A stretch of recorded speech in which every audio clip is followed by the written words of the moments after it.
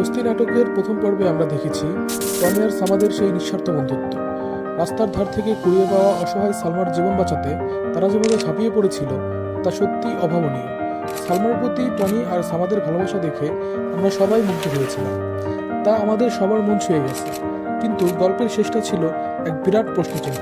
আপনারা অনেকেই জানতে চেয়েছেন সালমার ভাগ্যে আসলে কি আছে। আমি জানি আপনারা নতুন এপিসোডের জন্য চাতক পাখির মতো চেয়ে আছেন, আর পল্লীগ্রাম টিভির ড্রামা মানেই তো সবার আগে আমাদের চ্যানেল, তাই না? যারা এখনো সাবস্ক্রাইব করেননি দ্রুত করে সাবস্ক্রাইব করে ফেলুন, কারণ এবারের পর্বে এমন এক ভয়ানক সত্য সামনে আসবে যা টনি আর সামাদের বন্ধুত্বকে খাদের কিনারায় দাঁড় করিয়ে দেবে। প্রস্তুত হয়ে যান, কারণ দোস্তি নাটকের পরবর্তী ধামাকা নিয়ে আমরা হাজির হচ্ছি।